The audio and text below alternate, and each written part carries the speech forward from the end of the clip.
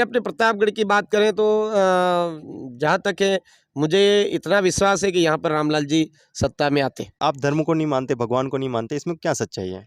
हम ये जो ढोंग धतुरे वाले भगवान भगवान कहते हैं, ढोंग धतुरे है, ये कोई भगवान भगवान नहीं। आज पता करिए आप अरनोद से गौतमेश्वर के बीच में जो गौतम बासी नाम की जो जमीन थी वो किसके हाथ में आज? तो दिवाली वगैरह मनाते हैं आप? अरे भाई हमारा फसली उत्सव है, हम क्यों नहीं मनाएंगे? भगवान के हिसाब से नहीं मनाते आप? अरे ये ढोंग धतुरे वाली कहानियां हमारे साथ में जोड़ दी गई है। अच्छा, मैं आपको विधायक मान लेता हूँ प्रतापगढ़ का। आप विधायक हैं प्रतापगढ़ के। अब प्रतापगढ़ की जनता एक मांग उठा रही है कि प्रतापगढ़ में राम मंदिर चाहिए और मुस्लिम समुदाय चाहता है कि कोई मस्जिद बनाई जाए। आप क्या करेंगे? कोरोना था या नहीं था, आपके हिसाब से क्या था? कोई कोरोना फोरोना नहीं था, ये बेवकूफ़ बनाने की साजिश थी। अभी जो बरसात हुई, ये बरसात कृत्रिम वर्षा वाली बरसात थी। ये जो प्राकृतिक वर्षा नहीं थी।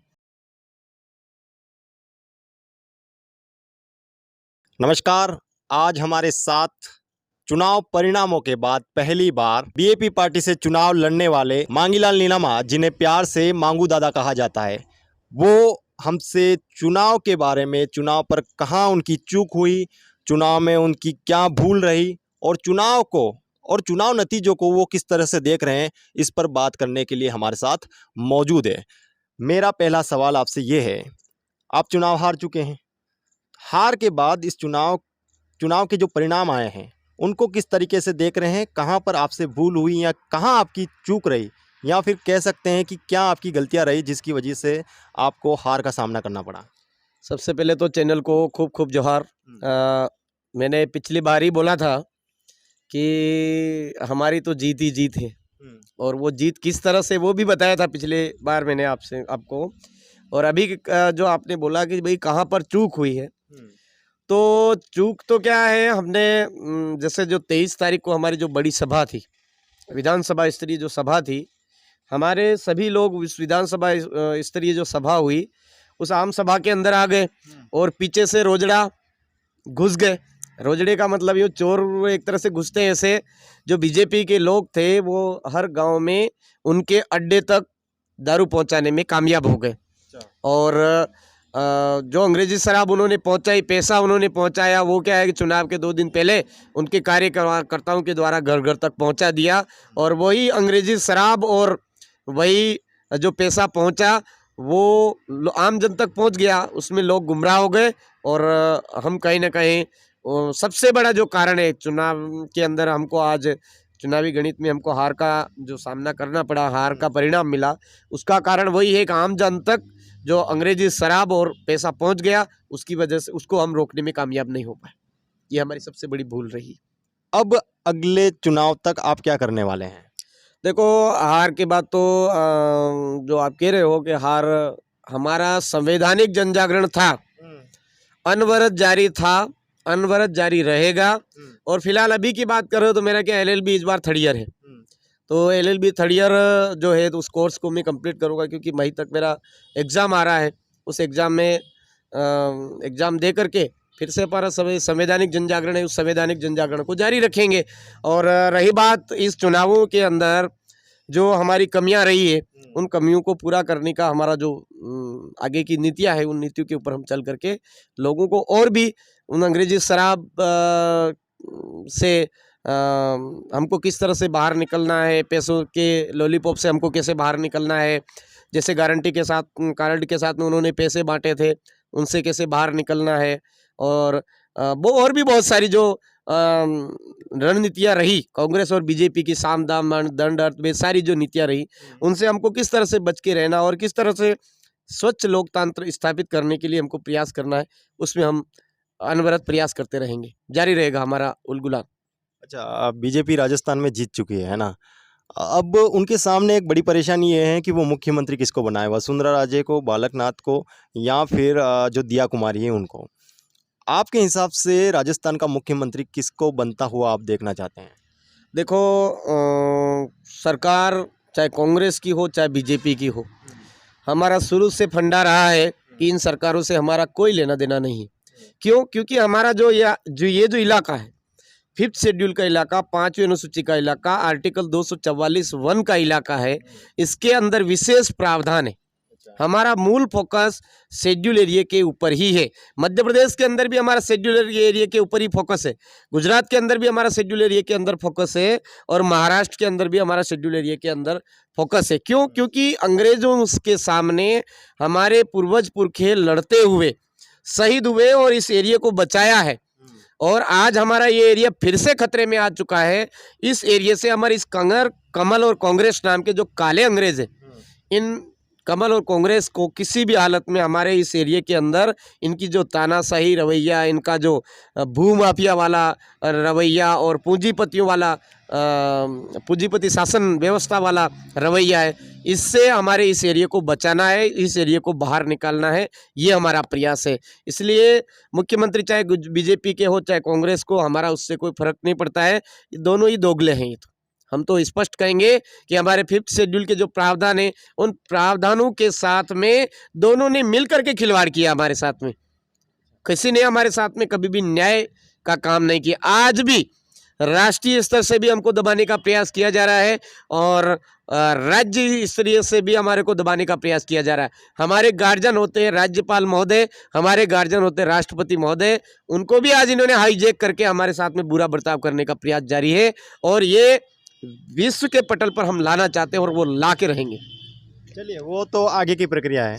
फिर भी एक राजस्थान का नागरिक होने के नाते राजस्थान में आपको क्या लगता है कि किसको होना चाहिए? मुख्यमंत्री का एक सवाल बड़ा है, ये बस मैं आपसे पूछना चाहता हूँ कि तीनों में से आप किसको ज़्यादा बेहतर मानते हैं और आपके हिसाब से किसको रहना चाहिए?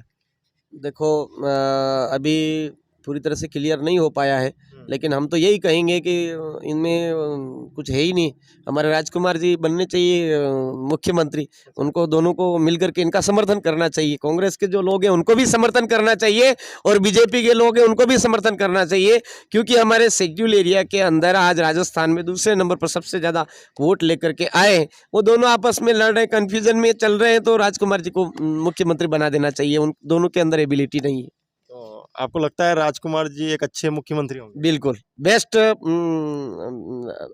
देख लो, 84 का रिपोर्ट कार्ड ही उठा करके देख लो। पिछली बार हम चुनाव लड़े थे, तो पिछली बार के चुनाव में हमारे साथ में सर्व समुदाय नहीं था, पर इस बार सर्व समुदाय साथ में रहा, और एक और रिकॉर्ड तोड़ 69,000 वोट की बढ़त, वो 70,000 की बढ़त मान रहे हैं हम।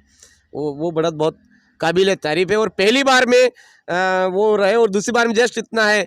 अब उनका कितना लंबा कार्यकाल रहा, उसके बावजूद भी इतना वो हासिल नहीं कर पाए, तो हमारा पहली बार और दूसरी बार में है, तो कहीं ना कहीं 84 का उन्होंने अच्छा मॉडल के रूप में वो पेश हुए, तब जाकर के उनको आज वोट मिले हैं। तो हम चाहेंगे कि अगला पूरा राजस्थान की कमान उनके हाथ में दी जानी चाहिए, मिलनी चाहिए, ये हम चाहते हैं।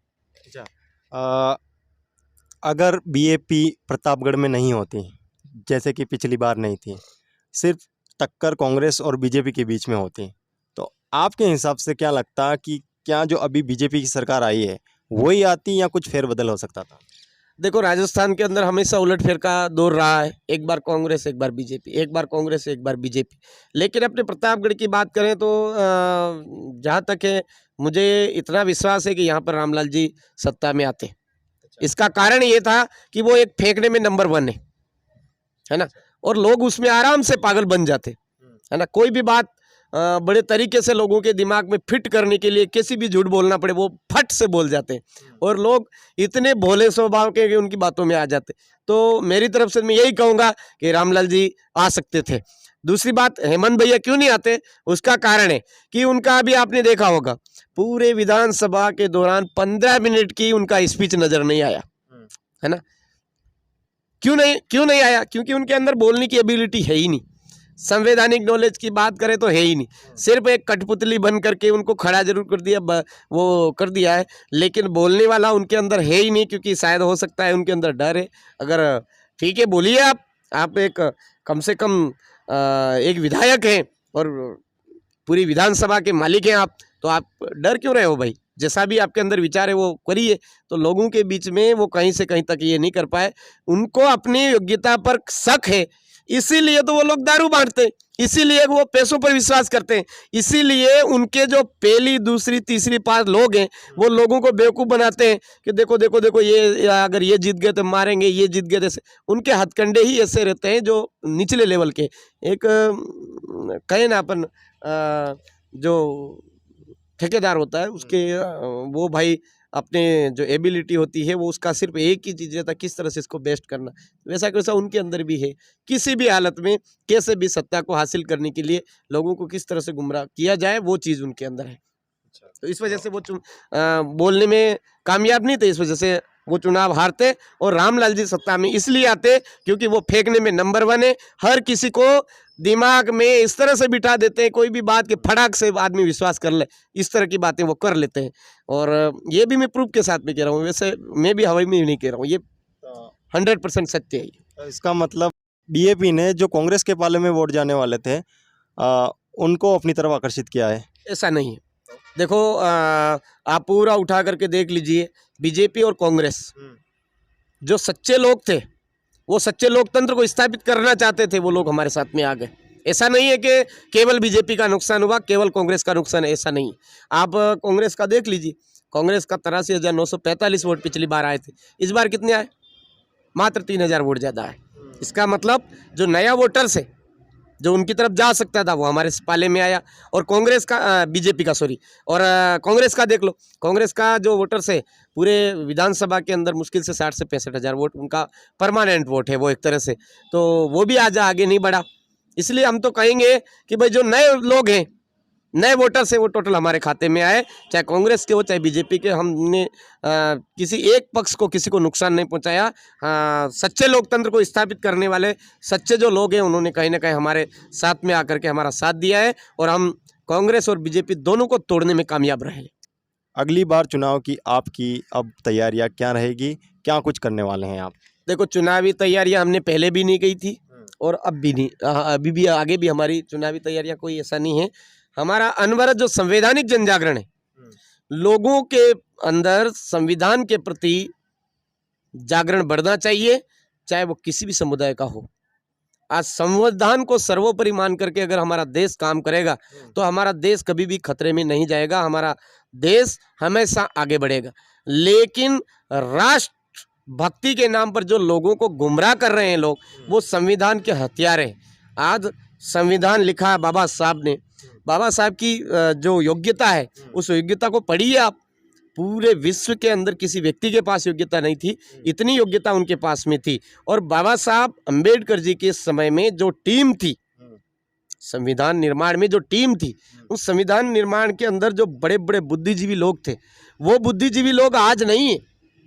आज तो केवल ये यही सोच रहे हैं कि पूंजीपति पूंजीपति कैसे बने और गरीब गरीब कैसे बने। आज 70,000 रुपये एक व्यक्ति के ऊपर कर्जा आ रहा है। आपने देखा होगा, अभी पत्रिका पे आया था कि 70,000 रुपये प्रति व्यक्ति के ऊपर कर्जा आ रहा है राजस्थान सरकार की तरफ से। तो केंद्र सरकार की तरफ से कितना आ रहा है वो भी बहुत जल्द उजागर होगा, आप के सबके सामने होगा। लोकसभा चुनाव हो जाएंगे उसके बाद में। तो मैं यही कहना चाहूँगा कि हमारा देश आज विकासशील में पहुँचा, लेकिन वापस वो धीरे धीरे नीचे आ रहा है। लोग भले ही कुछ भी कहे, लेकिन निचले स्तर पे आ रहा है। अभी आप देख लो, मौसम के अंदर देख लो, ये जो कृत्रिम वर्षा, अभी जो बरसात हुई, ये बरसात कृत्रिम वर्षा वाली बरसात थी, ये जो प्राकृतिक वर्षा नहीं थी।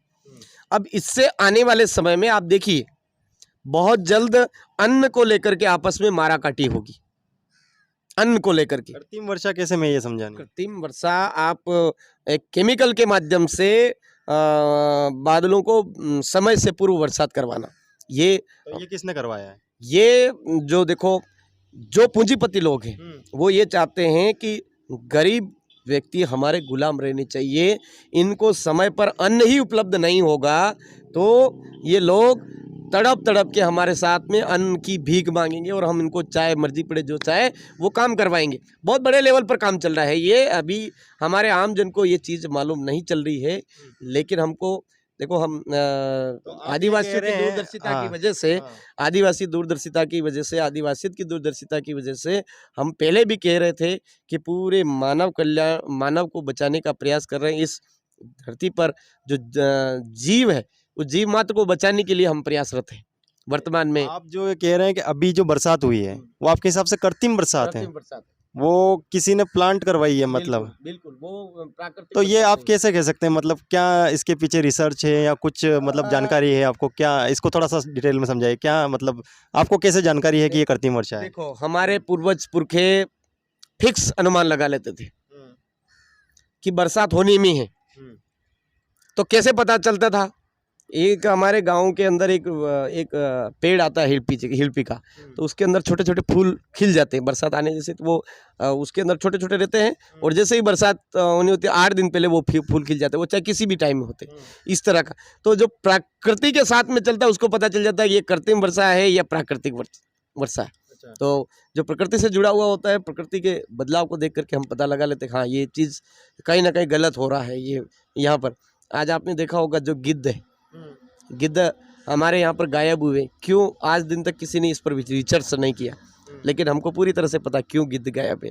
आज वो छोटी छोटी चिड़िया ही हैं, वो क्यों गायब है उसके बारे में हमने पूछे। आपने देखा होगा कि जैसे जो अभी रासायनिक है, जितनी भी रासायनिक चीज़ें, ये रासायनिक चीज़ें हमारे खेतों में छिड़काव किया जाता है, तो जो जीव मरता है वो जीव वो कहीं ना कहीं खा लेता है ना। उसके बाद में जो बहुत सारी चिड़ियाँ ऐसे गायब हो चुकी है।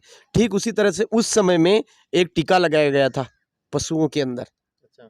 उस टीके की वजह से वो जो गिद्ध थे, वो गिद्ध उस मांस को खाया और उसकी वजह से वो जहर फैला और वो सारे गिद्ध गायब हो गए। तो अभी जैसे हमारे कोरोना के टीके के नाम पर कोरोना के टीके लगाए गए लोगों के अंदर, तो ये भी, इसका भी मैं समर्थन नहीं करता हूँ। ये भी कहीं ना कहीं बहुत बड़ी साजिश हो सकती है। कोरोना के टीके की आप समर्थन नहीं करते हैं? देखो, कोरोना के टीके अधिकतम आप वास्तव में इस पर रिसर्च करना चाहते हो तो शहर के अंदर आप तलाश करिए, उन्होंने वास्तव में कितने लोगों ने टीके लगवाए। नहीं लगवाए उन्होंने टीके। नहीं तो हम अधिकतर देखते हैं दुकानों में ग्रामीण लोगों के अंदर क्या किया गया कि जैसे आप टीके नहीं लगाओगे तो नरेगा में मजदूरी नहीं मिलेगी, आप टीके नहीं लगाओगे तो राशन पानी नहीं मिलेगा, आप टीके नहीं लगवाओगे तो गैस टंकी आपको नहीं मिलेगी। इससे दबाव डाला गया है ना। इससे नुकसान क्या हुआ है टीके से? जैसे टीका मुझे भी लगा है, जी। मुझे इसका कोई नुकसान नहीं दिखा। और आप बोल रहे शहर में, तो शहर में जैसे हम दुकानों पर देखते हैं कि वैक्सीनेशन का एक सर्टिफिकेट मिलता है, वो सभी दुकानों पर लगना अनिवार्य था। तो मतलब टीका तो सभी को लगा है, शहर में हो या गांव में हो।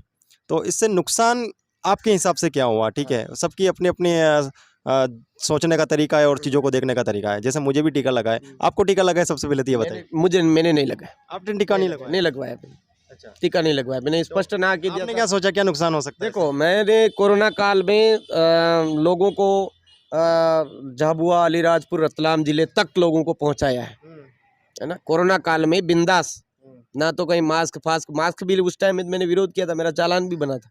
तो क्या आपको लगता है कोरोना था या नहीं था? आपके हिसाब से क्या था? कोई कोरोना फोरोना नहीं था, ये बेवकूफ़ बनाने की साजिश थी एक तरह से। देखो, एक प्रत्येक बीच बीच में कहीं न कहीं प्रकृति के साथ में अपन खिलवाड़ करेंगे तो स्वाभाविक सी बात है कोई न कोई रोग ऐसा जरूर आता है, ठीक है। और उस समय में भी ऐसी कोई महामारी फैली, लेकिन कोरोना एक तरह से बेवकूफ़ बना गया। कोरोना के नाम पर, मास्क के नाम पे पैसे उठाए गए, सैनिटाइजर के नाम पर पैसे उठाए गए, और बहुत सारे बेवकूफ़ बनाने की नीतियाँ। देखो, ये नेताओं के घर भरने के लिए काम करते हैं, ये ऐसे कोरोना वोरोना ये नहीं है। आपने देखा होगा कोरोना अगर था तो गांव में लोग मरे क्या? तो गांव में तो पहले से जो चीजें हैं, जैसे कि दूर रहे लोग, अलग अलग रहे हैं, शहरों में ज्यादा जनसंख्या हुई। ऐसा नहीं है कि गांव में लोग नहीं मरे, गांव में भी मरे मैं हैं। जो पूछ रहा हूँ वो बताइए। हाँ, कोरोना के नाम पर गांवों के अंदर कोई आदमी मरा हो, ऐसा मुझे एक केस बताइए। बिल्कुल मरे हैं, बहुत सारे गांव से सूचनाएं आई हैं। वैसे नहीं मर रहे क्या? तो वो वैसे भी मर रहे हाँ, हैं, उनको अब लेकिन कोरोना का जैसे नाम क्यों नहीं दिया कि जाए? किसी को सांस चढ़ रही थी, हाँ, हाँ। किसी को सांस लेने में दिक्कत हुई, उस समय पर ये ज़्यादा केसेस आए और उनको ही कोरोना, मतलब कोरोना के लक्षण दिखे, और उसके आधार पर हम ये कह रहे हैं कि हाँ, हो सकता है वो कोरोना से मरे हैं। देखो, कोरोना अभी कहाँ गायब हो गया? अब वैक्सीनेशन हो गया या धीरे धीरे वो खत्म हो गया, वो तो मेरा वैश्विक हुआ ही नहीं। एक तरीके से। हाँ, वैक्सीनेशन हुआ ही नहीं। आपका वैक्सीनेशन नहीं नहीं हुआ, मैंने किया ही, करवाया ही नहीं। अच्छा, तो आपके हिसाब से कोरोना एक मतलब बीमारी तो थी, ये मानते हैं ना, कुछ समय बीमारी थी। बीमारी थी। हाँ। और वो बीमारी क्या है भाई, हम प्रकृति के साथ में खिलवाड़ करेंगे तो प्रकृति हमको नहीं छोड़ेगी। सीधी सट बात है, प्रकृति के साथ में हम खिलवाड़ करेंगे तो प्रकृति हमको नहीं छोड़ेगी। और आज लोग ऑक्सीजन का महत्व समझे, जो अंधाधुंध कटाई चल रही थी ये सारी कहीं ना कहीं रुकी है। और आप आदिवासी परिवार की ही बात करें, कम से कम हमारे ज़्यादा नहीं तो 1 लाख पौधे हमने एक साल में लगाए हैं, एक साल के अंदर 1 लाख पौधे, तो आज हमारा कम से कम ज़्यादा नहीं 2016 से लगा करके अब तक जन जागरण हुआ है, तो उन 1 लाख में से ज़्यादा नहीं 30,000 भी पौधे जिंदा रहे हैं। तो हमारा कहीं ना कहीं आज प्रकृति का संतुलन बनाने में हम कामयाब रहे। और ये सिर्फ और सिर्फ हम राजस्थान के अंदर नहीं, आज 10 राज्यों के अंदर हमने ये मुहिम चलाई थी और 10 राज्यों के अंदर हमने कहीं ना कहीं प्रकृति का संतुलन बनाने में हम कामयाब रहे। और भारत आदिवासी पार्टी के अंदर भी हमने सबसे पहला उद्देश्य हमारा यही रहा है कि प्रकृति संरक्षण, उसके अंदर भी हमने पहला हमारा जो मूल उद्देश्य है वो यही है कि प्रकृति संरक्षण हमको किसी भी हालत में करना है। सबसे पहला उद्देश्य हमारा रहेगा मानव जीवन को बचाना है, जीव मात्र को अगर बचाना है तो प्रकृति संरक्षण होगा तो जाकर के हमारा होगा। इस वजह से पूरे भारत के अंदर जितनी भी पार्टियां हैं रजिस्टर्ड है, उन सभी पार्टियों का आप देख लो और हमारी पार्टी का उद्देश्य देख लो तो उसमें आपको पहले नंबर पर यही पॉइंट मिलेगा, प्रकृति संरक्षण वाला। अच्छा, मान लीजिए कि जब कोरोना आया है ना, बीमारी थी, अगर उस समय आप प्रतापगढ़ के विधायक होते तो क्या करते फिर? देखो प्रतापगढ़ का अगर मैं उस समय में विधायक होता, है ना, ये बात आप जो कह रहे हो, है ना, तो हम सीधा सीधा यही कहते हैं कि भाई आप इनके झांसों में मत आइए, ऐसा कहीं से कहीं तक नहीं, अपना खान पान मेंटेन करिए। हमारा पानी की वजह से हो सकता कोई वायरल बढ़ रहा हो, हमारा कोई खाने के माध्यम से कोई वायरल बढ़ रहा है, उसमें आप ध्यान दीजिए। और रही बात ये कि जैसे ये हाथ धोने की वजह से ना, सैनिटाइजर की वजह से ना, ये है तो ये इस तरह की बातें करो तो अब क्यों हाथ नहीं धोना पड़ रहा है? तो अपन उस समय में यही कहते हैं कि भाई आपके अंदर एक जो गोदी मीडिया के माध्यम से लोगों के अंदर डर बिठाया जा रहा है, आधे लोग तो उस डर के मारे मर गए, आधे लोग तो उसके डर के मारे मर गए। तो अपन यही कहते हैं कि ये सब बकवास है, फालतू बातें मत करिए। आप जैसा भी है वो व्यवस्थित अपने प्रकृति के बीच में रहिए और स्वच्छ जैसा खान पान चल रहा है वैसा खान पान मेंटेन करिए। ये अनावश्यक बातें हैं, यही कहते हैं हम तो उस समय में भी। तो उस समय जो दूरी बना ली गई थी, मतलब 2 गज दूरी है ज़रूरी, कुछ ऐसा नारा था, तो वो दूरी आप रखवाते प्रतापगढ़ में या फिर लोगों को खुला छोड़ देते? देखो मैंने तो कोई दूरी मेंटेन नहीं करी। मैं तो आपको सीधा सट बात बोलता हूँ कि उन्होंने उस समय में क्या बर्ताव किया, लोगों को मुर्गा बना करके पे रोडों पे चलाया, उठक बैठक लगाई। क्या उठक बैठक लगाने से, मुर्गे बना करके चलाने से या लोगों को डंडों की मार पीटने से कोरोना बीमारी दूर हो जाती? वो तो अनुशासन बनाने के लिए ताकि लोग दूर दूर रहे। काहे का अनुशासन? किस बात का अनुशासन? लोग घरों में रहे उस समय, ये इसलिए वो मुर्गा बनाया गया था ताकि लोग ज्यादा बाहर नहीं निकले और ये वायरस जो था वो ज्यादा नहीं फैला, ऐसा कुछ हुआ था। आप सीधा सीधा ये क्यों नहीं कहते हैं कि लोगों के, आम जन के लोगों को डराने के लिए थालियां पीटने से कोई रोजगार वो कोरोना बीमारी जाती है क्या? थालियां पिटवाई गई, दिए लगाने से कोई वो कोरोना जाता है क्या? ये सारे बेवकूफ़ बनाने के तरीके हैं सर। मैं आपको स्पष्ट कह रहा हूँ, आप इसमें सहमत हो क्या? थाली पीटने से कोई रोग चला जाता है? थाली पीटने से नहीं जा सकता, लेकिन जो मुर्गे बनाने वाली, वो मैं बोल रहा हूँ, वो अनुशासन के लिए किया गया होगा। काहे का अनुशासन? की थाली पीटने से तो नहीं जाता है, वो मैं भी समझ रहा हूँ, थाली पीटने या किसी और चीज़ से, वो तो सिर्फ एक जागरूकता के लिए या किसी भी अलग अलग चीज़ें हैं, वो बोल रहा हूँ मैं, है ना। चलिए, ये जो है अपना अपना व्यक्तिगत है कि आपके जो विचार है वो रख रहे हैं आप, प्रकृति को लेकर ये विचार रख रहे हैं आप, है ना, कि मतलब हमको प्रकृति का संरक्षण करना चाहिए। अगर प्रकृति का संरक्षण हम करेंगे तो बीमारियां नहीं आएगी, मेन बात ये है ना। आपके बारे में ये कुछ चीज़ें उठ के आई है कि आप धर्म को नहीं मानते, भगवान को नहीं मानते, इसमें क्या सच्चाई है? देखो ये सब बीजेपी की बकवास है ना। बीजेपी बकवास कर करके ही लोगों को बेवकूफ़ बना करके ही ये इस तरह से करा है। आज ये बोलते हैं ना भगवान, तो सबसे बड़ा सवाल ही ये कि ये भगवान है क्या चीज़ है? हमने मतलब भगवान मतलब क्या है ना। हमने सीधा बोला भ मिस भूमि, ग मिस गगन, व मिस वायु, अ मिस अग्नि, न मिस नीर। इन जो प्रकृति के तत्व है ना, इन प्राकृतिक जो तत्व बने हुए हैं, इन प्राकृतिक तत्वों को अगर हम सर्वोपरि नहीं मानते हैं और ये जो जिसको कहते हैं कि ये ऐसा भगवान, ये वैसा भगवान, इस तरह से मानते हैं, क्या वही वास्तव में भगवान है? हमारा लोगों के बीच में ये है कि भाई जिस ज़मीन पर हम लोग रह रहे हैं उस ज़मीन पर पेड़ पौधे होंगे, झाड़ियाँ होगी, और भी बहुत सारी चीज़ें होगी। तो हमारे पूर्वज पुरखों ने आज उसको खेती लायक बनाया, तो क्या उनको पसीना नहीं आया होगा? आया होगा, है ना। उस समय में ना ट्रैक्टर थे, ना जेसीबी थी, ना कोई ऐसे कृत्रिम उपकरण थे, लेकिन आज हमारे लिए उन्होंने कितने साफ सुथरी जमीन लगा करके अन्न उगाने जैसी जमीन उपलब्ध करवाई। तो हमारा कहना ये है कि हमारे पूर्वज पुरखे जो हमको जमीन दे करके गए, उन पूर्वज पुरखों को पहले मान्यता दीजिए, है ना, जिसके हमारी बोली में कहते हैं सिराबासी, हमारी बोली में कहते हैं खाकड़बासी। और हमारे पूर्वज पुरखों की एक व्यवस्था बनाई। जैसे मैं ननामा हूँ, तो ननामा हमारे लोग पीपल को पूजते हैं, मतलब पीपल पेड़ की रक्षा करने के लिए हमको जान भी देनी पड़े तो हमको दे देनी चाहिए, है ना, उस पीपल पेड़ की रक्षा के लिए। जैसे चरपोटा है, आम पेड़ है, आम पेड़ की रक्षा करने के लिए जान भी देनी पड़े तो हमको देनी चाहिए, लेकिन आम को बचाना चाहिए। हमारे खराड़ी है, उनके लिए आम है। मैड़ा है, एक पेड़ आता है करमड़ी। कटारा है, उसके एक पेड़ आता है हिंतरी। ऐसे हमारी सभी जो गोत्र है आदिवासी समुदाय के अंदर, उन गोत्र अड़क के हिसाब से हमारे एक एक पेड़ की रक्षा करने का जिम्मेदारी है ना। तो हम ये जो ढोंग दतुरे वाले भगवान कहते हैं, ढोंग दतुरे है, ये कोई भगवान नहीं, ढोंग दतुरे इनके कमाने का साधन है ना, ये कमाने का साधन है। इस कमाने के साधन के नाम पर ये लोगों को बेवकूफ़ बनाने का काम करते हैं ना। तो हमारा कहना है कि असली जो भगवान है वो जल संरक्षण करो, आप शुद्ध हमारा पानी की सुरक्षा करो, वायु की सुरक्षा करो। वायु की सुरक्षा कैसे होगी? पेड़ों की वजह से होगी, पेड़ों की सुरक्षा करो, है ना। अनावश्यक पहाड़ों का नुकसान मत पहुंचाओ।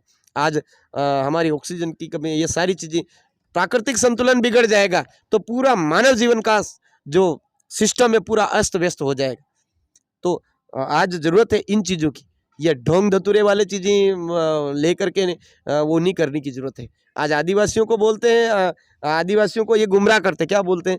आदिवासी हिंदू है, आदिवासी मुसलमान है, आदिवासी ईसाई है, आदिवासी सत साहब मानने वाला है, आदिवासी ये है।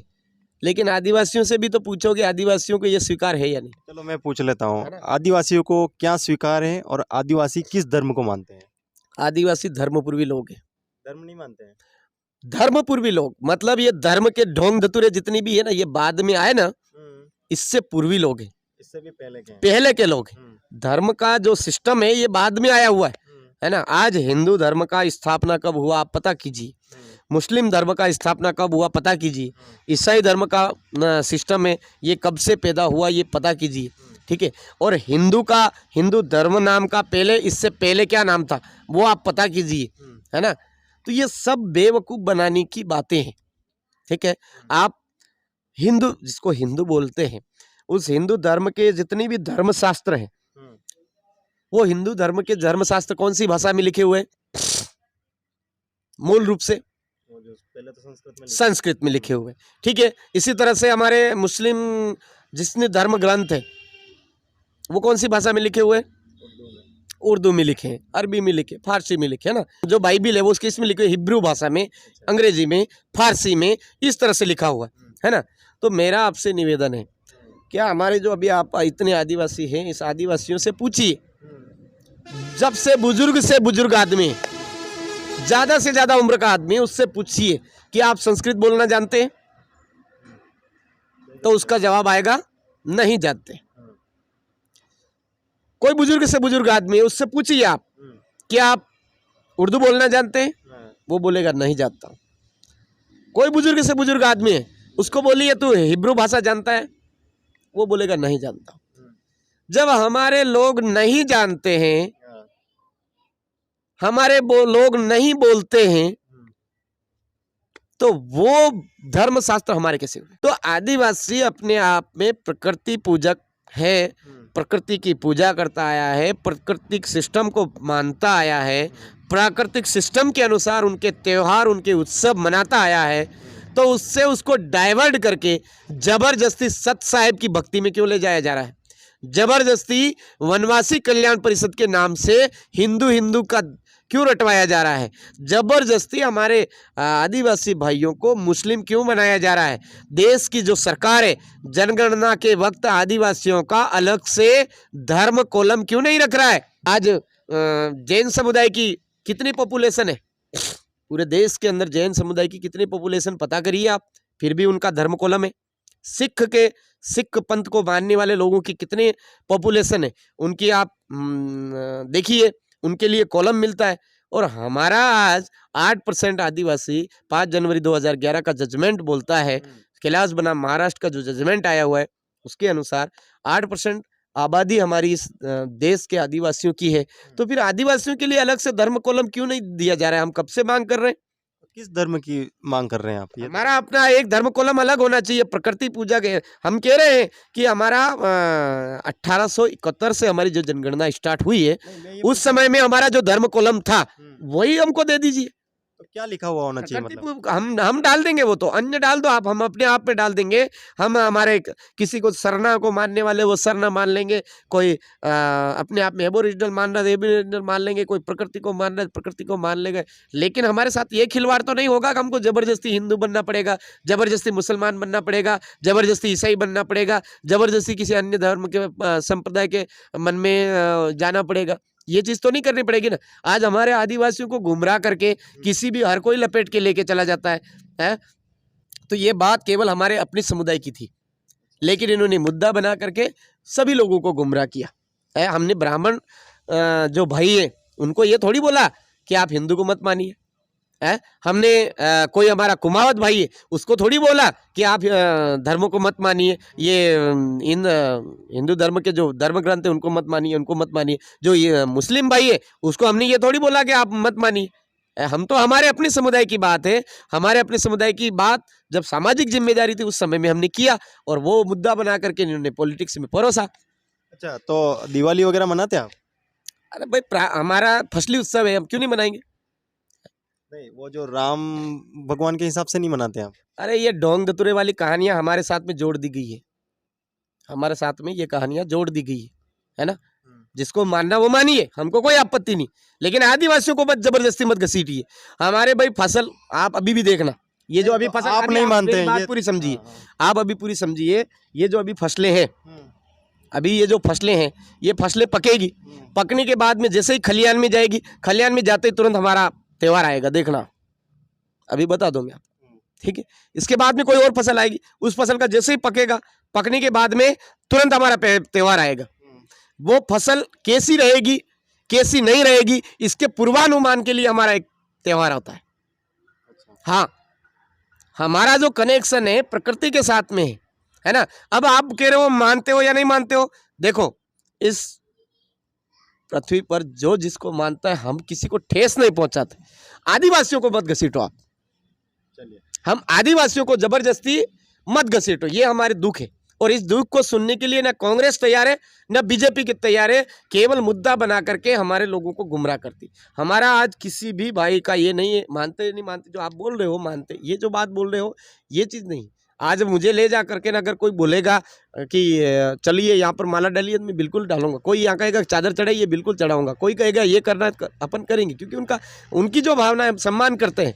लेकिन हमको जबरदस्ती वहाँ पर मत घसीटिए भाई, जबरदस्ती उधर से जोड़ने का प्रयास मत करिए। हमारा अपने आप में एक धर्म कोलम है, पहले से था, और ऐसा ही धर्म कोलम हमको चाहिए, ये हमारी मांग है। चलिए, तो अच्छा मैं आपको विधायक मान लेता हूँ प्रतापगढ़ का, आप विधायक हैं प्रतापगढ़ के। अब प्रतापगढ़ की जनता एक मांग उठा रही है कि प्रतापगढ़ में राम मंदिर चाहिए और मुस्लिम समुदाय चाहता है कि कोई मस्जिद बनाई जाए। आप क्या करेंगे? जो राम मंदिर की मांग करेंगे भाई, उनकी ज़मीन में वो बनाए, कोई दिक्कत नहीं, हमको क्या दिक्कत है ना। कोई कहता है कि हमारी मस्जिद है तो उनकी ज़मीन पर वो बनाए, कोई दिक्कत नहीं हमको, है ना। कोई बोले कि चर्च बनाना है तो उनकी ज़मीन पर बनाइए, कोई दिक्कत नहीं। आदिवासियों की ज़मीन पर क्यों? विधायक फंड से मदद करेंगे आप? बिल्कुल करेंगे। अगर देखो विधायक वाली देखो बात है, विधानसभा के अंदर आके विधायक बनने के बाद में पूरी विधानसभा उसका घर परिवार होता है ना। उसके लिए वो जो धर्म समुदाय है, लेकिन जोर जबरदस्ती आप अब बनाना है राम मंदिर, और जो आदमी आदिवासी है उसके पास में पहले से 1 बीघा जमीन है, बेचारा उसका वो गुजारा कर रहा है, और उसके ऊपर जोर जबरदस्ती बनाने का प्रयास करेंगे तो हम सीधा सीधा कहेंगे ये गलत काम चल रहा है। आप जड़ तक पहुंचने का प्रयास, इसमें भी मुझे पता है आपके जो इंटरव्यू ले रहे हो इसमें भी काट छाट करके दुनिया भर की पेश करेंगे, मुझे इससे कोई फर्क नहीं पड़ता है। लेकिन ये बात क्लियर है कि जो है, जो सच्चाई है वो है ना। कोई अब आदिवासियों की जमीन पर के बेचारे की थोड़ी सी कमा करके खा करके वो कर रहा है, और उसकी जमीन पर कोई जबरदस्ती मस्जिद बनाने का प्रयास करेंगे तो हम बोलेंगे भाई ये क्या है? ये तो धर्म के नाम पर लोगों को दबाने वाला सिस्टम है कि नहीं। धर्म के नाम पर दबाने वाला सिस्टम है, धर्म के नाम पर लोगों को दबाने वाला सिस्टम है। आज पता करिए आप, हरनोद से गौतमेश्वर के बीच में जो गौतम बासी नाम की जो जमीन थी वो किसके हाथ में आज, किसके हाथ में? सारे पंडे पुजारियों के हाथ में, असंवैधानिक तरीके से उनके कब्जे में ले लो। वो गौतम बासी के स्थान के लिए होनी चाहिए ना, है? गौतम बासी जो स्थान बना हुआ है उसके लिए होनी चाहिए। उस पर आज कहीं ना कहीं गाल गपेल करके ना निजी लोगों के कब्जे में कैसे चली गई वो जमीन? मंदिरों के नाम पे निजी लोग कब्जा कर रहे हैं यार। तो धर्म के नाम पर जमीनों का अतिक्रमण, जमीनों के ऊपर भूमाफियागिरी नहीं चलेगी। बनाइए आप, हमको कोई आपत्ति नहीं है ना, बनाइए। हम सम्मान करते हैं, सारा सब कुछ है। और आप जो बार बार कह रहे थे कि मानते हैं कि नहीं मानते, मानते हैं कि नहीं मानते, ये एक भ्रम फैलाया जाता है। भाई हम कोई सिख है, उसकी अपनी परंपरा है, उस परंपरा को लेकर के चले, हमको क्या आपत्ति है? मुस्लिम अपने परंपरा लेकर के चले, हमको क्या आपत्ति है? ब्राह्मण अपनी परंपरा लेकर के चले, हमको क्या आपत्ति है? राजपूत अपनी परंपरा लेकर के चले, हमको क्या आपत्ति है? लेकिन आदिवासियों को बेवकूफ़ बनाने वाला सिस्टम, ये हमको बेकार लगता है। जबरदस्ती हमारे आदिवासियों को गुमराह किया जाता है। तो ये थे हमारे साथ बीएपी पार्टी के मांगीलाल नीनामा। मैं पंकज कुमार गोयल, कैमरामैन शाहिद के साथ टीम टीएसपी। धन्यवाद।